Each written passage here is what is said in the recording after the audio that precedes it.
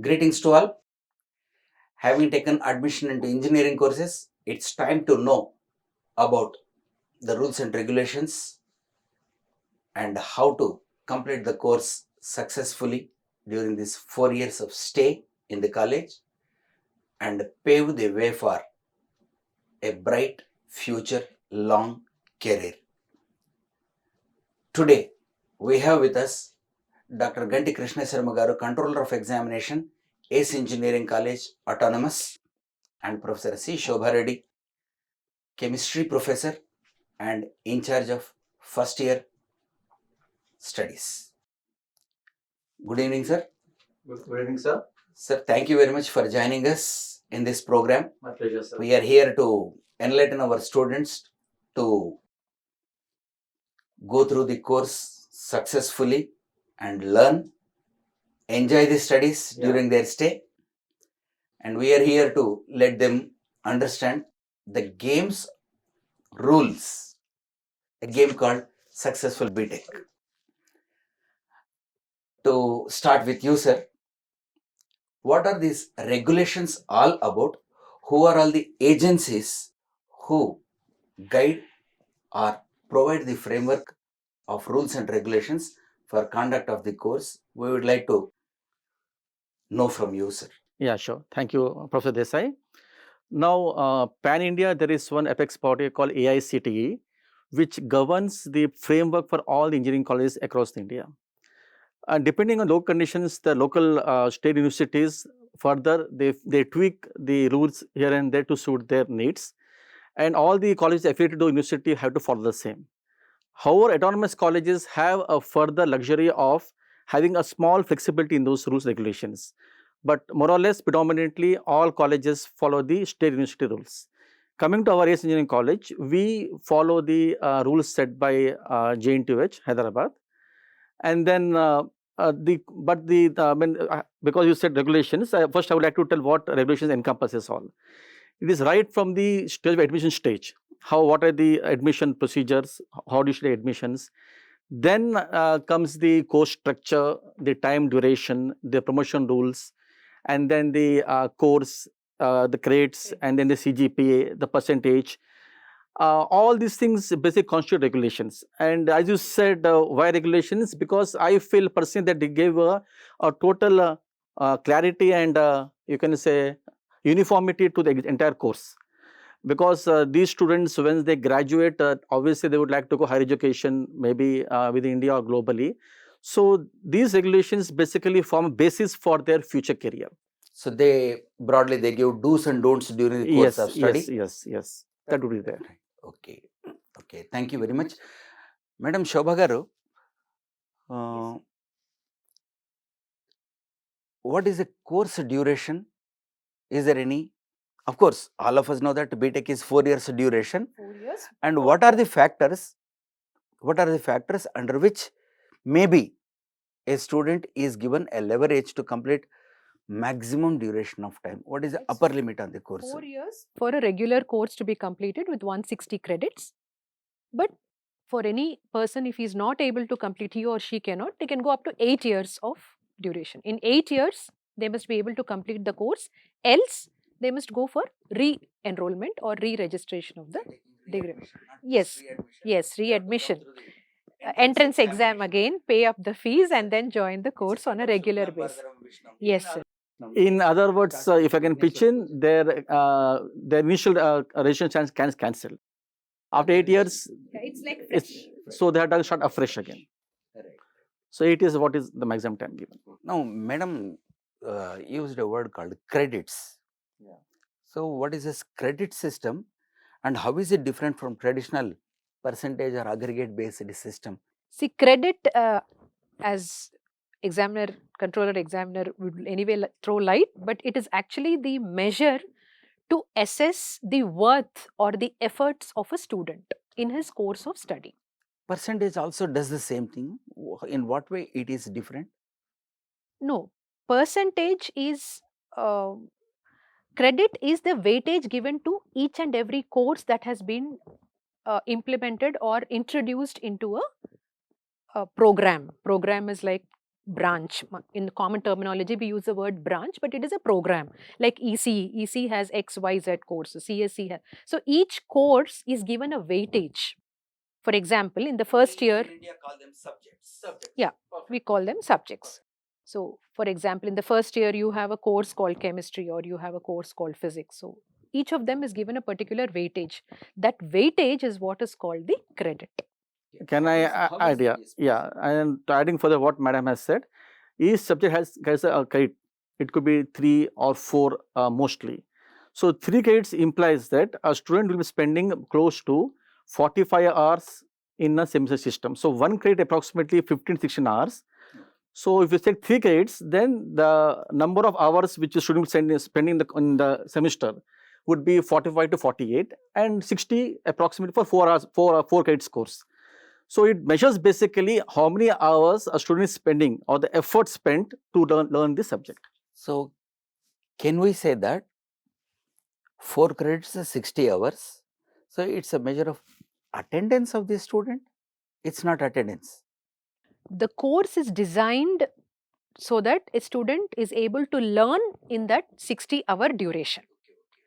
If it is a 3, presence in the class, it is not mere presence, it is the design of the course content to take that many number of hours, because it is credit wise. So if the credits are less, it is just like importance. If you take a lab hour we spend 3 hours, but the credits are only 1.5. So it is the content of the course that has been spread over these many hours. In other words, it is 1 hour per week per semester. So it comes to, as I said, 15-16 hours. So 3 hours is 45 credit hours and 4 is 60 hours. And then when you say attendance, attendance is a different game altogether. Yeah, we'll come to that point. Yeah. So there's a completely different aspect. I was clarifying myself when you said 60 hours, 4 credits and 15 hours per credit. So is it a measure of attendance also or attendance only? That's what my doubt was. The content, the syllabus you could say otherwise. Content, Syllabus you would say, required to complete the subject. Now I have another question to ask. How does this credit system come into student taking the examination and the credits being awarded to the student? Well, there are 2 different aspects, both of them completely, entirely. Examination point of view is a separate subject, I would say, and credit system is basically, as I said, how much the student is spending effort to get the study subject. Now, attendance, I would clarify first. Yes, please. Attendance, if you can see any college, pan India, anywhere, they will say minimum is, they will say 75%.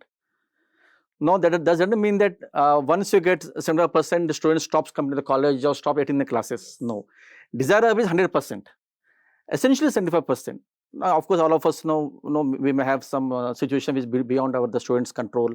So the student may not come to the class or miss something. So there's a leverage of accommodate those exigencies beyond control of the student.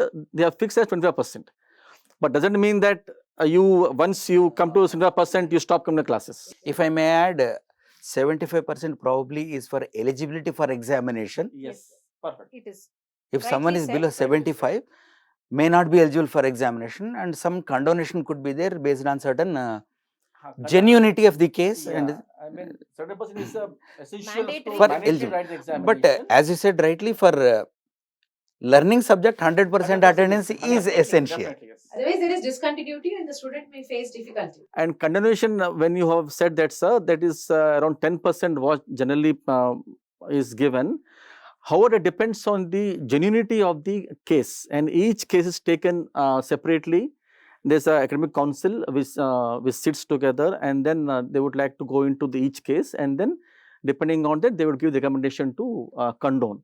Okay. So it doesn't mean that whoever has less than 70% automatically gets into that condone, and it depends on case to case basis, or there's on the genuinity of the case also. So 75%, if someone has 75% attendance put in, 75% attendance, right really the student can take the examination, he will be eligible for, he or she will be eligible for the examination. Yes. If someone falls below 75, but not less than 65%, if it is 10%, then it depends on the genuinity of the claim. And the decision and decision of the college academic committee on a case-to-case basis. It's not council, it is college College academic committee will decide on a case-to-case basis. Right? How about below 65% then? They would be detained for that particular semester. They will not be allowed to write the examination. They cannot conduct the examination. Okay, that raises an interesting question. What is this detention system, and is this detention system specific for engineering courses or professional courses or every course? To the best of my knowledge, it is for all courses. The reason being, unless you have the minimum number of classes you attend, there is no point in you writing the examination at the end of the semester.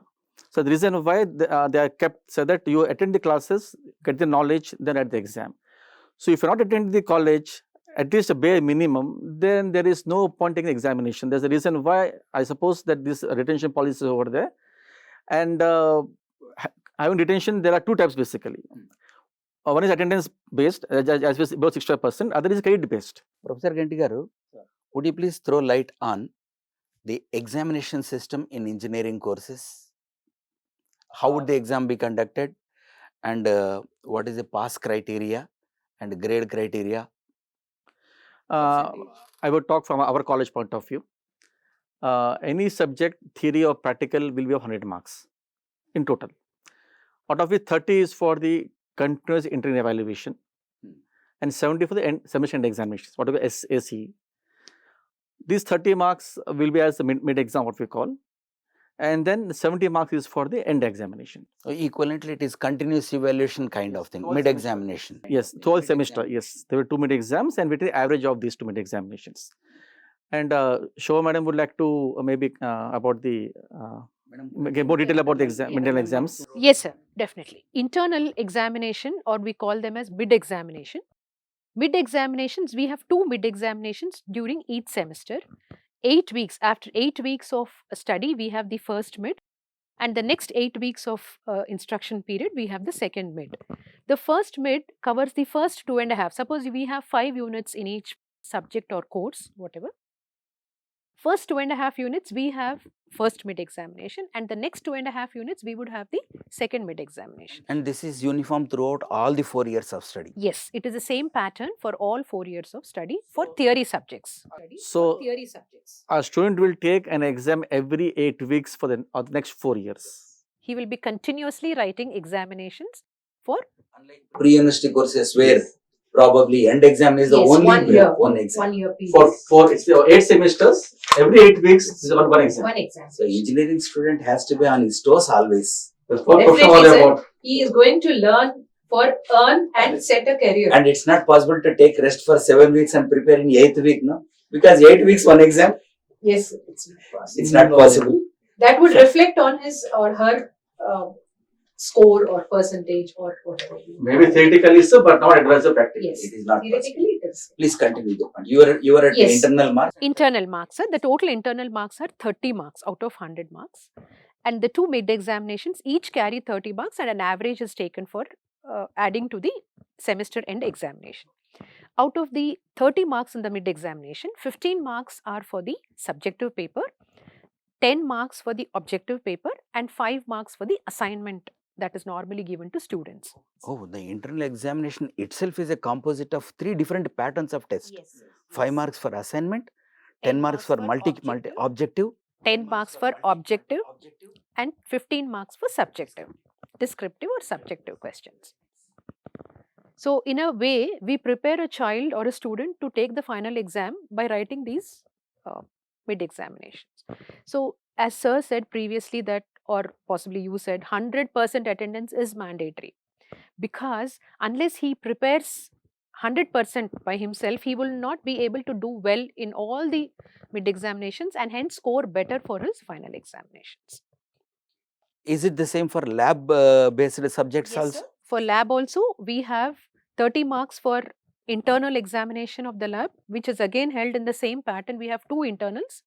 For half the number of experiments, we have 1 internal examination, and another half, suppose we have 12 experiments. For the 6, 1 cycle or 2 cycles, we have 1 internal, and the other one is the second internal. And 30 marks is for each of the internal examinations. And for end exam, we have 70 marks weightage. Normally, when we see at universities abroad, Yes, sir. Western countries, internal examination is the prerogative of the faculty or the professor who takes the examination. Yes, sir. It's called Will quiz. it be? They are called quizzes there. Yeah, quizzes. Will it be like that in this case, or will there be any calendar or a schedule for internal examination? Yes, The sir. particular designated time test will be conducted. Definitely. This course is, as sir said, it is academically regularized, regulated, rules and regulations. So we draw an academic calendar, or rather, if it is an affiliated college, the university provides, or if it is autonomous, we design our academic calendar, and everything, whether it is internal exam, external lab, internal lab, external, every date has already been scheduled in the academic calendar, which will be given to a student well in advance by the time he joins the course, even before he starts. Yes. Start of the semester year. Semester We will be year for giving both the semesters. timetable for the entire 2 semesters at the beginning of the semester itself. Year. Yeah. The reason being, Yes. mid exams are a very critical part of the entire evaluation system. So, and one more thing, as we have seen, it's the average of the 2 mid exams. So, it's not that a student takes 1 mid exam and can Easy. afford to take the miss the other exam. So, all the students should write all the mid examinations. The reason why we give this timetable, so that they can plan for their other. Exactly. The student is basically in exam. Very time informed. When exam is going. Yes, on. informed in time, so that any family occasions, any family or any Not other absent for any of the mid exams. Even examinations, yes. It will not be more confusing. Some faculty gives a quiz and some faculty is covering syllabus. Student is not in confusion at that point of time. That's the reason why I say there is a what do you call uniformity. That's what I said. Regulations are to bring a uniformity. So everything is well set, well planned in advance. So both the faculty as well as students are know And what is parents. and What is parents. taking Yeah, place. yes, parents Most know important. when is the exam, so they don't have they what you call plan Don't their plan any functions in those times. holiday or vacation In those period times. during those times. So the reason to give so that the student also has know what is what time, so they can prepare, have their own timetable and then It's more prepare well. schematic to run through the program that happens. Very well planned. I have one more question for internal examination, but before I ask that question, I would like to throw light on external examinations and pass criteria, sir.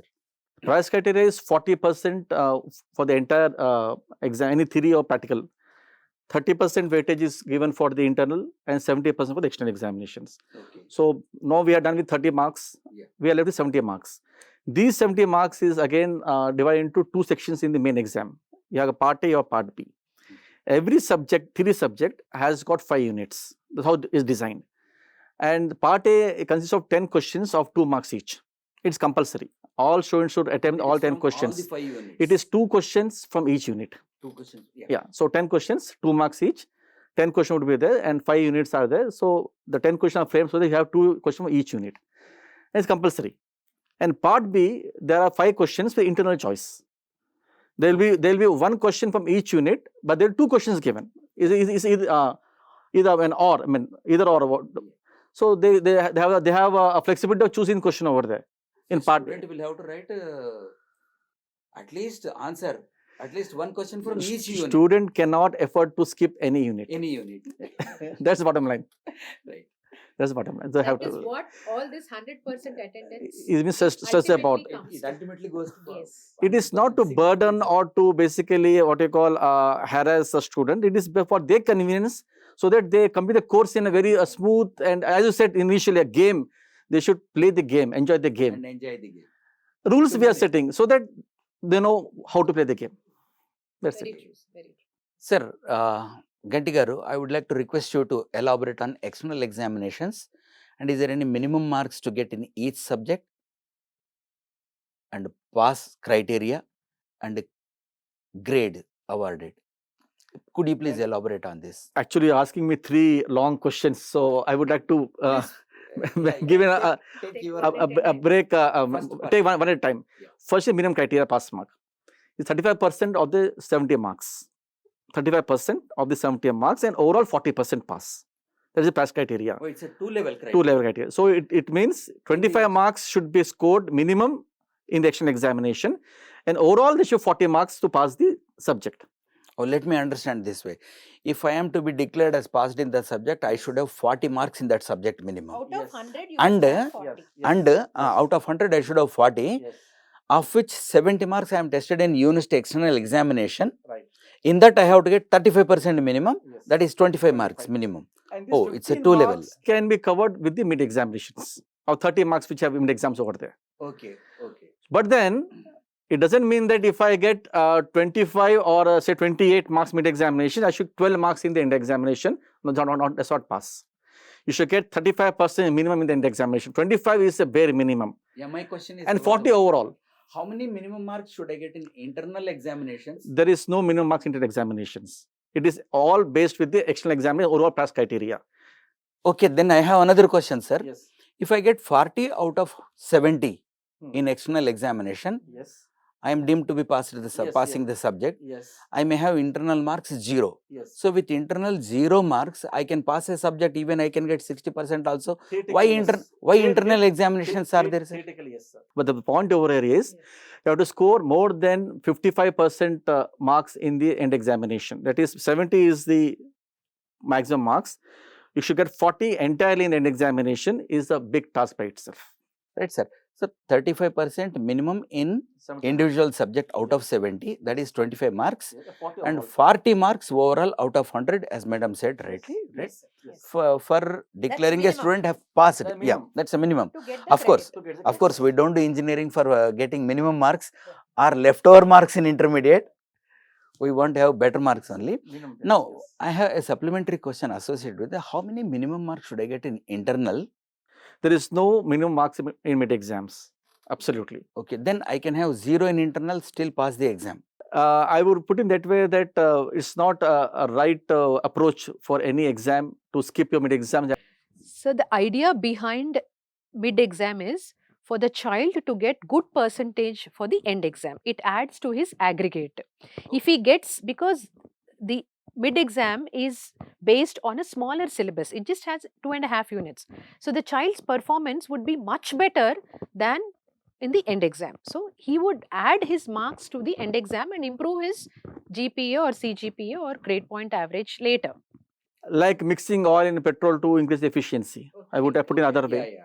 A good lubrication would be there. Only petrol will not run the vehicle. Yes, Probably a good lubrication would be there. Of And mid exams definitely play a crucial role in elevating the overall CGPA. So I would urge all the students to give a lot of importance to all mid examinations. So I may put this, I may summarize this way.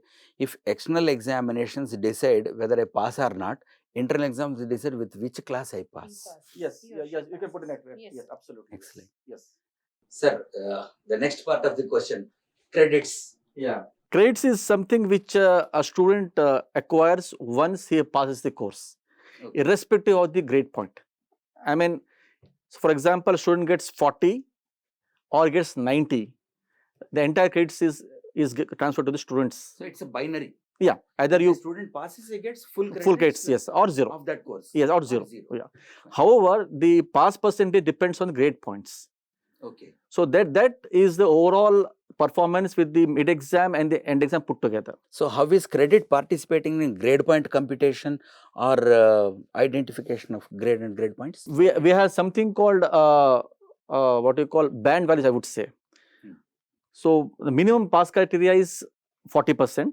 So above 40 and less than 50, we get C grade point as or pass, we say. We get 5 grade points. Similarly, have got 6, 7, 8. Let me have a small doubt clarified. This 5 point is not 50%. No. Now, if you want to convert into percentage, there is a different formula which I will explain when we come to the grade point calculation. Okay, please. Okay. So the bare minimum is 5 to pass, or it's a pass class. And then 6, 7, 8, 9, 10 is what the different bands are there. So, and the O is the maximum which a student can achieve is 10 grade points. Outstanding 10 grade points. And minimum is pass. And intermediate levels are 5, 6, 7, 8 and 9. Okay. So, for example, if a student gets, for example, say he passes a 4 credit course with say 8 grade points. So, 32 would be the grade points. Okay. Similarly, what we do is we would multiply. Yeah. So we multiply with the grade point. Grade point. Grade. With the letter grade, you get the grade points. Okay. So some of the grade points divided by the total credits will give you the CGPA. Okay. So sum of the Grade points. Grade divided by points, total credits give you the will give you the GPA, I would say. And is this computed for each semester separately? Yes, it is. Or cumulative? It is cumulative. At the end of the 4-year semester, 4-year, you get a CGPA. So it's Cumulative the grade grand total points. of all the grade points in each semester divided by grand total Total of all the entire credits. credits. Entire Entire Sigma. credits. It's a sigma CGPA. Yes, sigma. CGPA is sigma. This is a formula over there. So it's simply put together that you have a credit, whatever you grade you achieve, multiplied gives you that weightage. You have the sum total of all these grade points divided by the number of credits. Okay. So 160 in this case, because we have 160 credits in the 4 years, and then whatever they achieve, that will be the CGPA. And this CGPA is very, very important for your next higher studies or a job criteria or go abroad. And then a professional course, that's why we say is they should have a continuous performance together consistently, like all the 4 years. Yeah, unless one is good at internals, one cannot be good in externals also. Yeah, because as Madam rightly said, internals gives you a continuity. Right. So if there's no continuity, where do you get continuity unless you attend class regularly? So it's we come back again the same cycle, it's a chain. Correct. So everything starts with regular attendance to the college. Another point I would add to what sir said, regularity. It is the other way also, sir. One semester's course is designed based on the previous semester's course also. It's like part 1, part 2, part 3, the course goes like that. So if a student is not doing well in the first part of the course, then the second part he will not be able to understand because it is based on part 1. So it's like a prerequisite courses. So that also adds to the child being regular to the classwork. It is just not the core, I mean the credit or the score or the percentage. It's the learning that matters because he's making a career. It is his applying for the higher semester subjects 1, also. 2 is to learning, lifelong learning. 3 is he's making a career out of it. Yeah, engineering is all about application of knowledge, essentially. So no Learning. instant nirvana in this. Sir, the last question. Yes.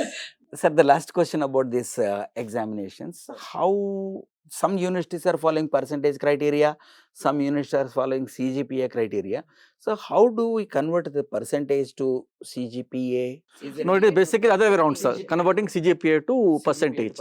But now, more or less, predominantly all are following CGPA worldwide, globally. However, there is a formula given where you can convert the CGPA into percentage. It is CGPA minus 0.5 into 10. Okay. So, assuming you get 8 CGPA, so that would be 8 minus 0.5 into 10. So, that will be 75% what you have achieved in your course. So, when you said 5, it's not 50%, it is effectively 45% only. 45%. Yes, it's a band basically. Fine. Anyone who gets below 40% is F category. It's a fail, yes, sir. And is this CGPA conversion standard or is it university changes from university to another university? I think it's Minus more or point. less standardized. Our JNTUH is following. We are since we are We have affiliated to AICT or apex body which regulates. Most Oh, of the it's colleges, AICT, most of the universities also uses the same form. same form. Madam Shobha Garu, I have a question for you. Yes. How would you suggest for a fresher who completes his intermediate or pre-university course Yes. in a particular pattern according to a particular set of Yes. academic curriculum, Curriculum rules when he and, migrates to engineering, how would he prepare? How should he prepare rather? Not would. How should he prepare himself for this engineering course? Sir, this is the most, I would say, versatile question that has been asked and answered in many ways. But for our college, as I have been a coordinator, I would suggest or simply even tell the students that their outlook should be very different. When they come to a professional course, it is to learn. The first and foremost criteria or the rudimentary criteria a child should possess is, I am ready to learn, number 1. Number 2, he or she must have a passion for the course. It is not my father said or my grandfather said. Instead of that, I must have or I am interested to do something. So there should be a passion. And the third, Or even if the parents say he should start loving and get passionate about the course, Yes, so if you having have joined, no choice, having I joined. yes, if you have no choice, I would say you'll have an orientation towards that. If not a passion, have an orientation, because it's going to be a bread and butter of your career. So have a orientation or focus. And the third most important aspect is the student must be able to give his or her time and energy to the course. It is not like a part-time job. It is a full-time learning course that should be given more priority for any child who comes into a B.Tech course. Then usually our students, I would not say that it is only with respect to Hyderabad or Telangana, but generally students have this attitude of learning in the last moment. They have a kind of learning one day. There is one, no, the learning is only for passing the examination. The student looks at courses like that, but engineering is not like that. It's something like this. If I want to sneeze, I'll put some snuff and sneeze, and then and there it sets Finish out. off the sneezing part, assuming it will not recur again. It doesn't work out like that. Finish off the sneezing part, assuming it will not recur again. So It doesn't work out like that. yes, so it has to be a kind of continuous learning for which a student has to be, as sir said, regular to class, should have more time to learn, to read, to understand, rather than mug and throw it up in time for marks. That type of mindset should be out of frame for a student who is joining the B.Tech. If the child doesn't have the focus or attitude towards these criteria that we just summarized, then his career would not be what he thought or dreamt of, or he would land elsewhere, not pertaining to his course of studies. The first year which we generally face as teachers and as lecturers is, the student is always consistently asking for notes, madam notes, sir notes. So this kind of notes is not going to help him or her excel or learn the subject. The child or the student must have an attitude or aptitude to read and learn, read books. Nowadays we have so much of criteria on the net and so much of open resources. So the comprehensive study should be inculcated into a student to excel in B.Tech. It's just not a degree. That raises an interesting question. Note making is an art. Definitely, sir. I would agree with you. Because as teachers, we make new notes every year. That is motivating for us. And it should be self-made notes or ready-made notes. Students should make their own notes. Most of the higher educational institutions are complaining, and we have so many areas. We see in students also. Yes. When it comes to presentation in examinations, we see normally it's not up to the mark.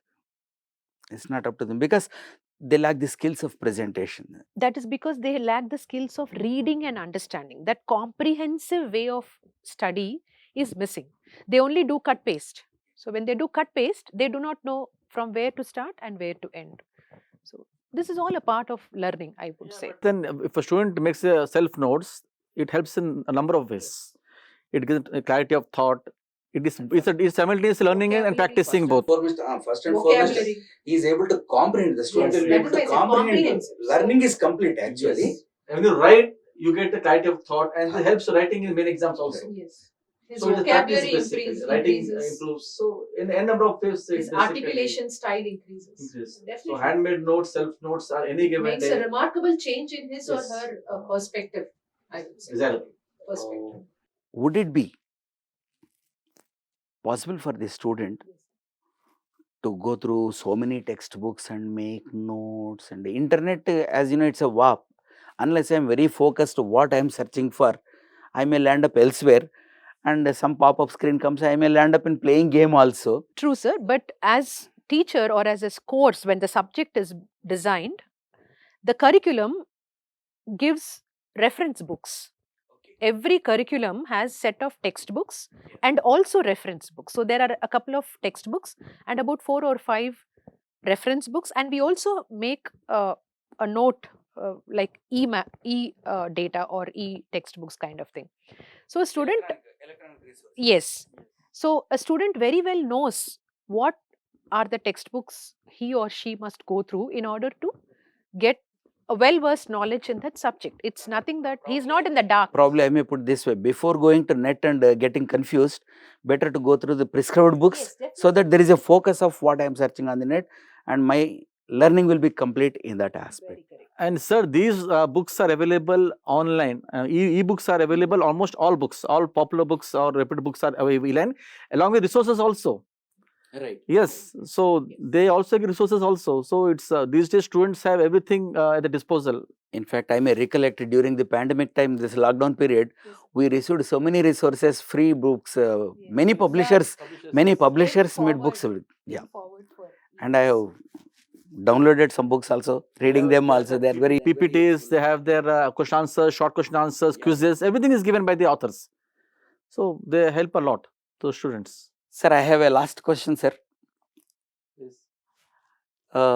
Preparing from textbook, making my notes is one dimension. Yes, sir. How to present it in the examination so that I can perform better percentage wise also, so that I am taking care of my eligibility for my career options also. I'll How is add this? after he- Yeah. Yes. Yeah, so from the exam point of view and from the examiner point of view also, I would like to give a few suggestions to the students. Now, as I said, there are part A and part B. Part A has 10 questions and part B has the long questions, 5 internal essays. Now, most of the students, what they do is, they start from part A, though it is not required to start part A also. You put the best foot forward. You start with the best question which you answer in the most, which we will is appropriate for you to write. Correct. But however, you should write all the questions in one place. Hmm. For example, students start writing the part A, 1A, A, B, C, D, I, it goes on. So 1A, B, they will write. Then they falter, maybe they change of mind. Sure. They start with part B, Hopping from here to there, here. part B, and then go somewhere else, start. 1C. Yeah, I mean, even that's it's okay, sometimes accept, but then the main problem lies where, for example, if you have this part B, you have got say A, B, and C, for example, in part B. Three Questions, three sub-questions. Three sub-questions. Or so they would write 2 sub-questions one place, go on to the next question, and somewhere they write the third sub-question of the earlier question. That is a very wrong way, I would say, of writing or presenting your answers, because the examiner gets confused. And second thing, all these are digital these days, so they may not be also have the feasibility of eating those marks going back in, or the examiner may not also have that time also to that.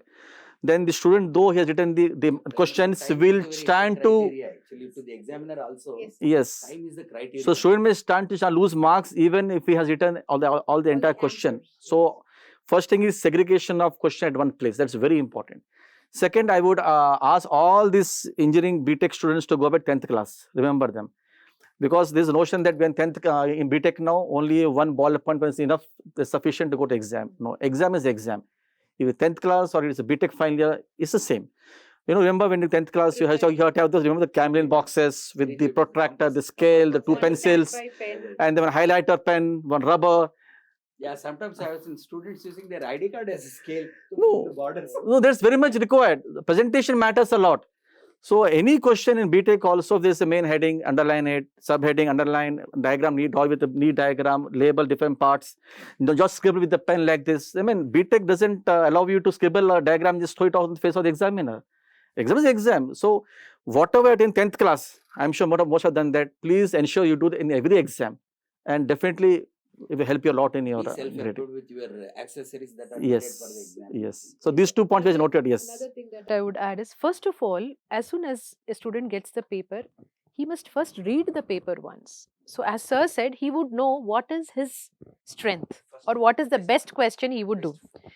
Best foot. So in order to, first he must have that calm and composed nature, go through all the questions, choose his questions or her questions, what are the best questions. Then as sir said, answer all the subparts of a question together in one place. Highlight what are the bullet points. If you have, even a pencil would do. We were not asking you to do a colored, glamorous paper.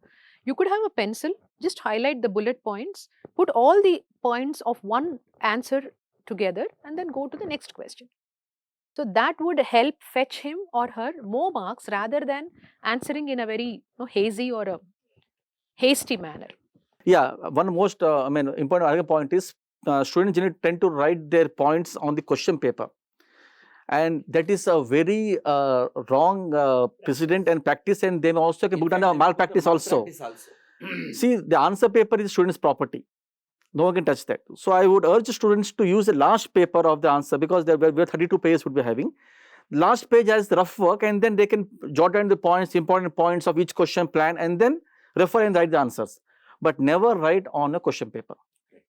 So that's one point I would like to tell students, because you may end up booked on a malpractice even if you're innocent also. Because if you don't know law, it's not an excuse. And how important are diagrams in examination?